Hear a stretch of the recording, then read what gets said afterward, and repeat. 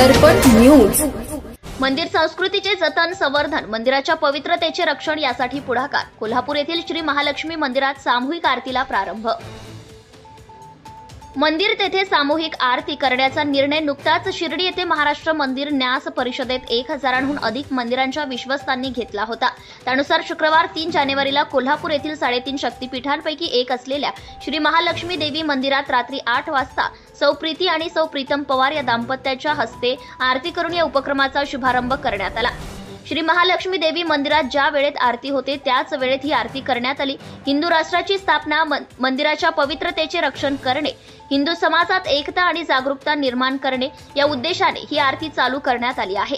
या प्रसंगी महाराष्ट्र मंदिर महासंघाचे सहसंयोजक श्री अभिजित पाटील, करवीर तालुका संयोजक श्री आप्पासाहेब गुरव, शिवसेनेचे उपजिल्हा प्रमुख श्री उदय भोसले, श्री अर्जुन आंबी, महाराजा प्रतिष्ठानचे श्री निरंजन शिंदे, उद्धव बाळासाहेब ठाकरे पक्षाचे उपजिल्हा प्रमुख श्री संभाजीराव भोकरे, हिंदू जनजागृतीचे कोल्हापूर जिल्हा समन्वयक श्री किरण दुसे आणि श्री शिवानंद स्वामी, श्री हिंदू एकता आंदोलनाचे जिल्हाध्यक्ष श्री दीपक देसाई आणि शहर प्रमुख श्री गजानन तोडकर, शिवशाही फाउंडेशनचे संस्थापक श्री सुनील सामंत, अखिल भारत हिंदू महासभेचे जिल्हाध्यक्ष श्री संदीप सासने, सर्व श्री रामभाऊ मेथे, अनिकेत गुरव, बाबूराव पाटील, विक्रम जरग यांसह विविध हिंदुत्वनिष्ठ संघटनांचे प्रतिनिधी भाविक मोठ्या संख्येने उपस्थित होते।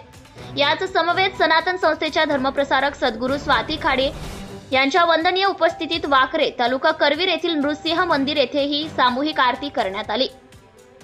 24 आणि 25 डिसेंबर 2024 ला श्री शाही पालखी निवारा निमगाव शिर्डी येथे झालेल्या तृतीय महाराष्ट्र मंदिर न्यास परिषदेत महाराष्ट्रभरातून 875हून अधिक निमंत्रित, मंदिराचे विश्वस्त प्रतिनिधी, पुरोहित, मंदिराच्या रक्षणासाठी लढा देणारे अधिवक्ते तथा मंदिर अभ्यासक सहभागी झाले होते।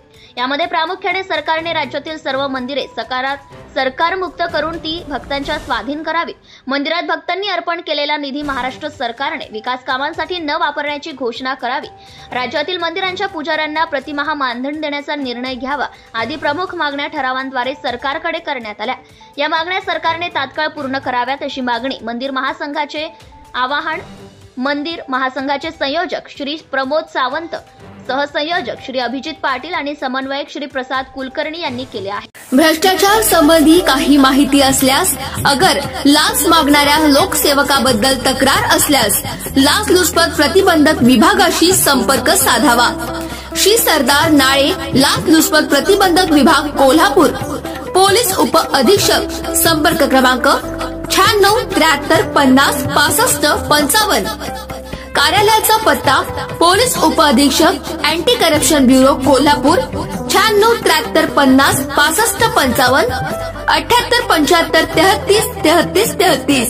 कार्यालयीन दूरध्वनी क्रमांक 0231 25 40 98 9।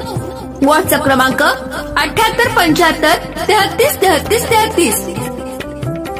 निशुल्क फोन क्रमांक 1064।